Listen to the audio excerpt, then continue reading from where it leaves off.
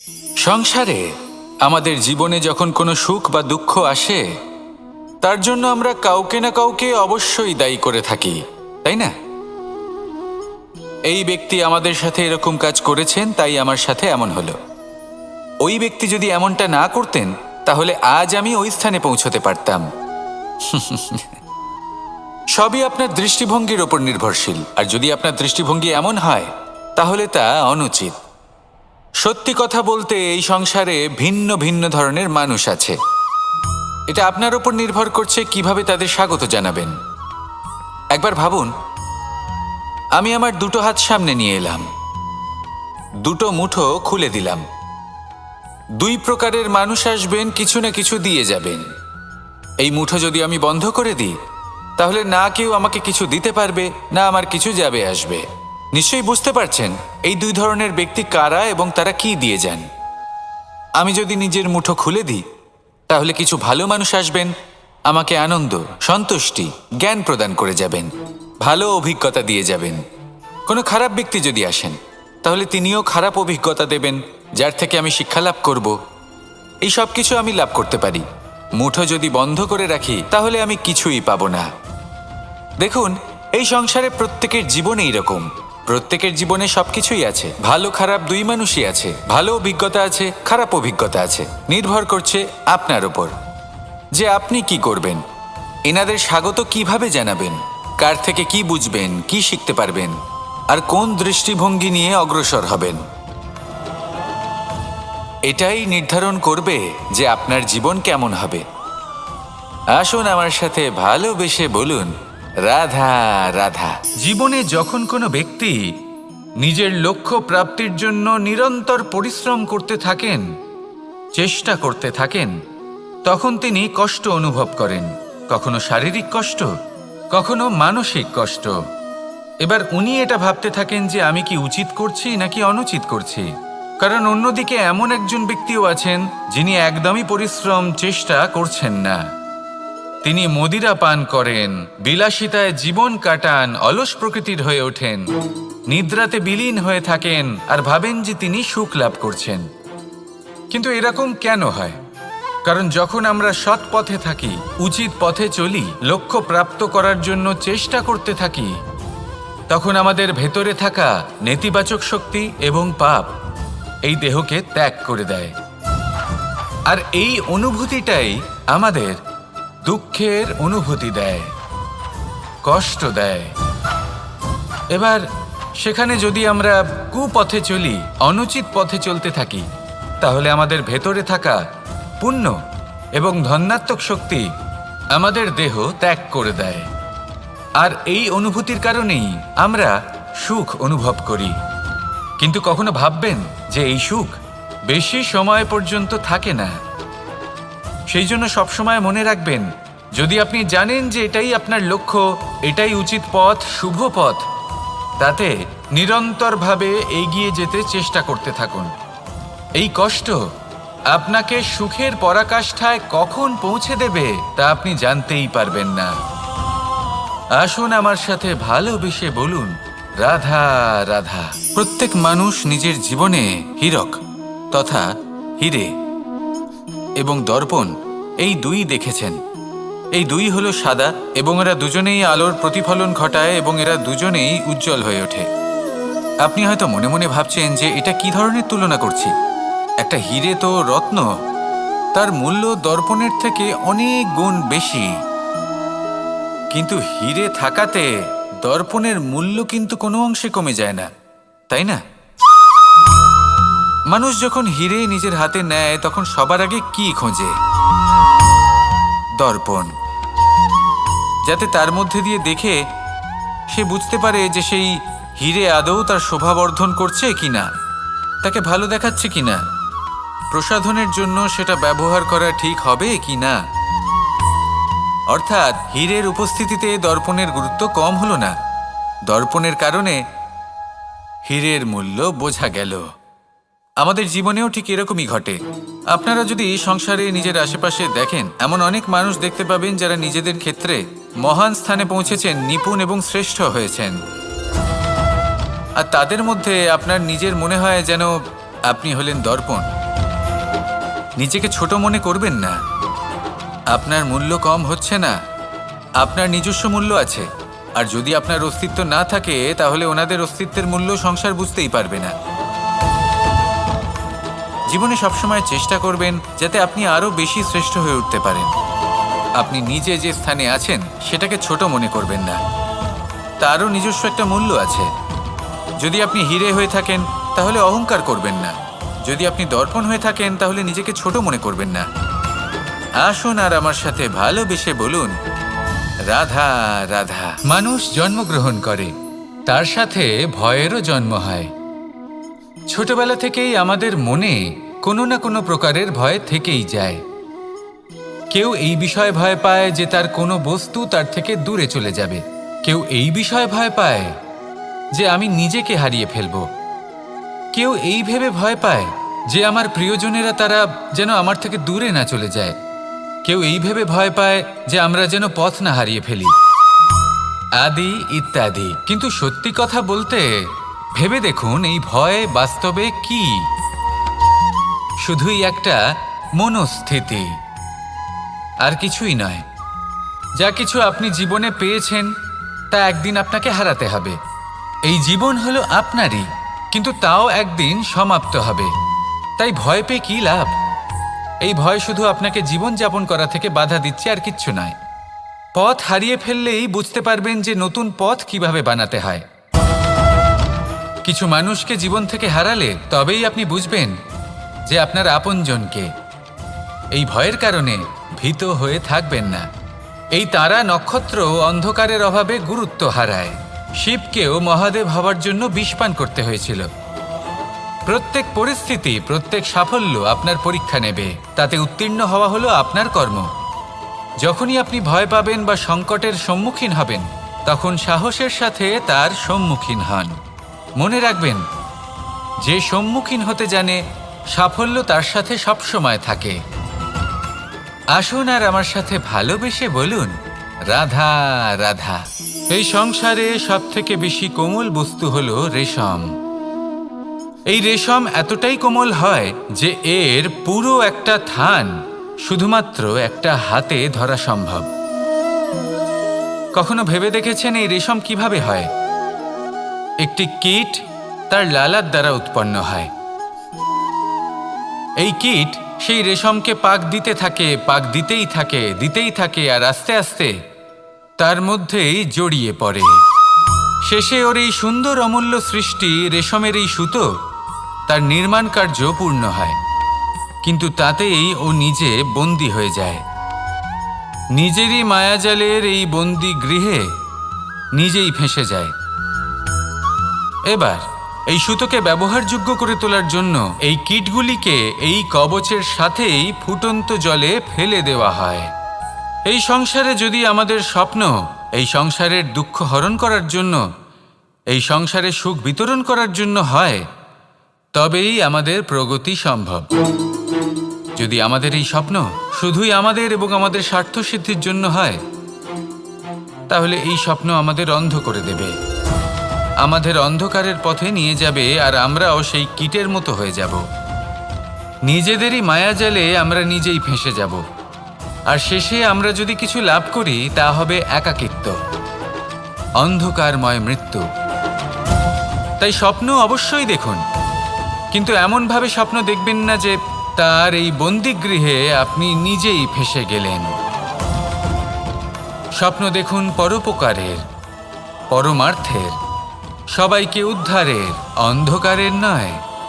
তবেই কল্যাণ হবে, আর তবেই এই হৃদয় প্রসন্ন হয়ে বলবে, রাধা রাধা। মানুষ যখন এই সংসারে প্রবেশ করে, অর্থাৎ জন্মগ্রহণ করে, তখন নিশ্চিন্তে থাকে, আনন্দে থাকে। কিন্তু যেইমাত্র তার মধ্যে বোধশক্তি আসে, তখন সে চিন্তা করতে শুরু করে। চিন্তা ভবিষ্যতের, সেই সমস্ত বিষয় নিয়ে চিন্তা করে যা ওর হাতে নেই। তারপর বড় হয়, বিবাহ সম্পন্ন হয়, গৃহস্থ জীবন যাপন করে, তারপর আবার চিন্তায় মগ্ন হয়ে যায়। ভাবে, এই যে আমার পরিবার, আমি কি ঠিকমতো তার খেয়াল রাখতে পারছি? কাল যখন আমি এই সংসার থেকে চলে যাব, তখন আমার এই পরিবারের দেখাশোনা কে করবে? শেষ পর্যন্ত এই পরিবার তো আমারই উত্তরদায়িত্ব। যাক, আপনাকে একটা প্রশ্ন করি। এই সংসারে আসার পূর্বে আপনি কি এই প্রশ্ন করেছিলেন, এটা ভেবেছিলেন যে আমাকে ছাড়া এই সংসার কিভাবে চলবে? করেননি, তাই তো? তাই আপনার এটা নিয়ে দুশ্চিন্তা করার প্রয়োজন নেই যে আপনি যখন এই সংসার ত্যাগ করে চলে যাবেন তখন কি হবে। আপনি যখন ছিলেন না তখনও এই সংসার চলছিল, আপনি যখন এই সংসার ত্যাগ করবেন তখনও এই সংসার চলতে থাকবে। যদি কোনো বিষয়ের প্রভাব থাকে তা হলো আপনার আজকের তথা বর্তমানের কর্ম, অর্থাৎ আজ আপনি কি করছেন, কার জন্য মঙ্গল করছেন, কাকে প্রেরণা দিচ্ছেন, কাকে সাহায্য করছেন, কোন উদাহরণ প্রস্তুত করছেন। আপনি এই সংসারে যে ছবি অঙ্কন করবেন সংসার সেটাই মনে রাখবে। তাহলে শুধু সৎকর্ম করুন, মঙ্গল করতে থাকুন, আর আমার সাথে ভালোবেসে বলুন রাধা রাধা। একবার একটা শেয়াল বনে বিচরণ করছিল। ও একটা ছোট্ট শাবক দেখতে পেল। ও ভাবল, আজ একেই আমি খাবার হিসেবে গ্রহণ করব। আশেপাশে দেখলো কেউ দেখছে না তো, কেউ ছিল না, আর সেই শাবকের ওপর আক্রমণ করল, যা হলো একটা ঘোর অপরাধ। বনের নিয়ম অনুসারে আপনি কখনোই শাবকের ওপর আক্রমণ করতে পারেন না। তারপর এই খবরটা যখন রাজা সিংহ জানতে পারলেন, সভার আয়োজন করলেন। কিন্তু সেখানে শেয়াল বলল, আমি তো এরকম কিছু করিনি। কিন্তু যদি আপনি এরকম বলেন, কোনো প্রমাণ দিন, এর কোনো সাক্ষী আছে?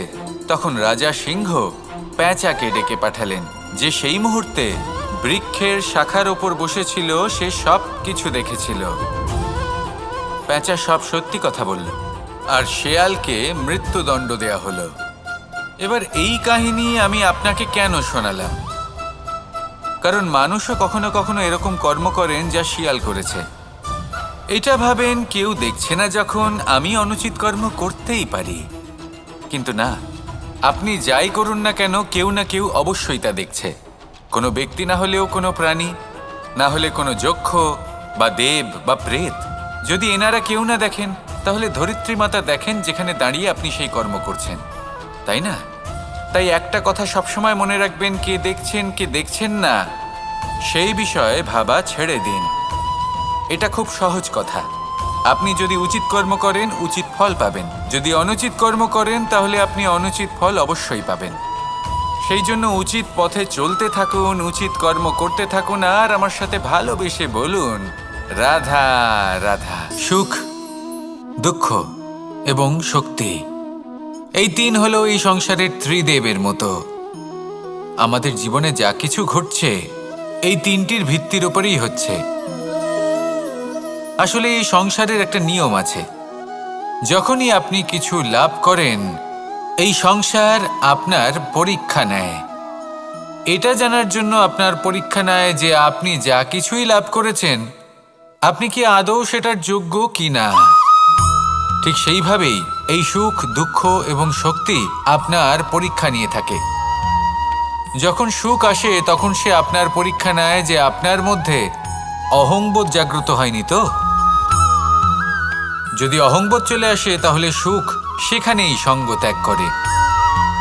দুঃখ আপনার ধৈর্যের পরীক্ষা নিতে থাকে, আর যদি আপনার মধ্যে ধৈর্য না থাকে, তাহলে এটা আপনাকে আরো বেশি দুঃখের গভীর অন্ধকারে ঠেলে দেবে। সেখানে শক্তি পরীক্ষা নেয় আপনার বিনম্রতার। যদি আপনি বিনম্র না হন, তাহলে হয় এই শক্তি আপনার সঙ্গ ত্যাগ করবে, নয় এই শক্তি বিনম্রতার অভাবে আপনার পতনের কারণ হতে পারে। এই সংসারে যে কোনো ব্যক্তি যিনি এই পরীক্ষায় উত্তীর্ণ হয়ে থাকেন, এই জীবনে তিনি সাফল্য লাভ করেন। আসুন আমার সাথে ভালোবেসে বলুন রাধা রাধা। আমি মনুষ্যরূপে জন্ম নিয়েছি এবং সমস্ত কর্ম এই রূপেই করেছি। কিন্তু আশ্চর্যের বিষয় হলো যে আজও মানুষ আসেন এবং হাত জোড় করে প্রার্থনা করেন যেন আমি ওনাদের সহায়তা করি। আপনাদের একটা কথা বলতে চাই, আমি সকলকে সাহায্য করতে পারবো না, কিন্তু আমি শিক্ষা অবশ্যই দিতে পারবো, জ্ঞান প্রদান করতে পারবো। এমন কিছু জ্ঞান যার ভিত্তিতে মানুষ যা চাইবেন তাই লাভ করতে পারবেন, যদি সঠিক কর্ম করতে থাকেন। যখন কংসের অসুররা গোকুলে ধ্বংসলীলা চালাচ্ছিলেন তখন আমি কারোর থেকে সাহায্য চাইনি। আমি দাঁড়িয়েছিলাম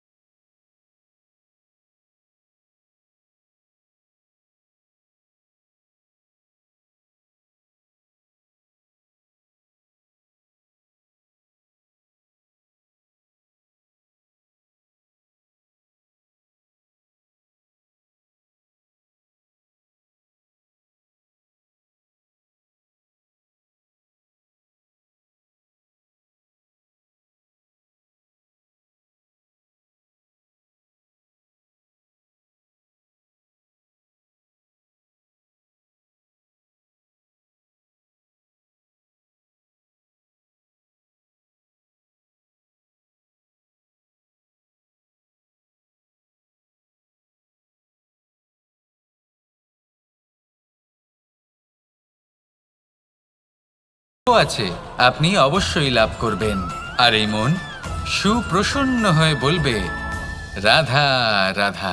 ভোজন এই সংসারে যেই হোক না কেন, কোনো মানুষ হোক, কোনো প্রাণী হোক, কোনো কীট হোক বা কোনো বনস্পতি হোক, প্রত্যেকের জন্য ভোজন অতি আবশ্যক। কারণ ভোজন থেকেই শক্তি পাওয়া যায়, আর সেই শক্তি দিয়েই সংসারের, আমাদের জীবনের সমস্ত কার্য করা যায়। এবার এমন এক ধরনের শক্তি হয় যা শীতের ঋতুতে সূর্য থেকে আমরা পেয়ে থাকি, আর আরেক ধরনের উত্তাপ হয় যা দিয়ে ভোজন রান্না করা হয়, সুস্বাদু নানান ধরনের ভোজন। এবার অত্যন্ত গুরুত্বপূর্ণ হলো যে ব্যক্তি সেই ভোজন বানাচ্ছেন তার মানসিক পরিস্থিতি এবং সেই ব্যক্তি যিনি ভোজন গ্রহণ করছেন তার মানসিক অবস্থা। যখনই আপনি ভোজন বানাচ্ছেন তখন ভালোবাসার সাথে কাজটা করুন, ধন্যাত্মক ভাব নিয়ে, সৎ ভাবনার সাথে। কারণ আপনার এই মানসিক স্থিতি শক্তির আকারে সেই খাদ্যের সাথে মিলেমিশে যায়। আর যখনই আপনি ভোজন গ্রহণ করছেন তখন সদ্ভাবনার সাথে, প্রসন্নতার সাথে গ্রহণ করুন, ধন্যাত্মক ভাব নিয়ে। যদি আপনি প্রসন্নতার সাথে রান্না করেন, প্রসন্নতার সাথে খাদ্য গ্রহণ করেন, তাহলে আপনি প্রসন্নই থাকবেন। আর মন সুপ্রসন্ন হয়েই বলবে, রাধা রাধা। দীপাবলি আমাদের সবথেকে বড় উৎসব। শ্রীরাম রাবণকে পরাস্ত করে 14 বছরের বনবাস কাটিয়ে আবার অযোধ্যায় ফিরে এলেন অমাবস্যার রাত্রে। অযোধ্যায় সবাই খুব প্রসন্ন ছিলেন, খুবই উৎসাহিত ছিলেন। অযোধ্যায় সহস্র প্রদীপ প্রজ্বলিত করা হয়েছিল এই উৎসবে। একে আমরা দীপাবলি বলে থাকি। এবার এই বিষয়ে আমরা সকলে জানি। আপনি কি এটা জানেন যে শ্রীরাম বাস্তবে অমাবস্যার এক রাত আগেই অযোধ্যায় পৌঁছে গেছিলেন? সবার সামনে অমাবস্যার রাতে এসেছিলেন। এর কারণ কি? শ্রীরাম প্রমাণ করতে চেয়েছিলেন যে যে কোনো সময়, দিন হোক বা রাত, শুভ বা অশুভ হয় না। শুভ অশুভ কিছু থাকলে তা হলো মানুষের চিন্তা, তার ভাবনা, তার নির্বাচন আর তার কর্ম। নিজেই দেখে নিন।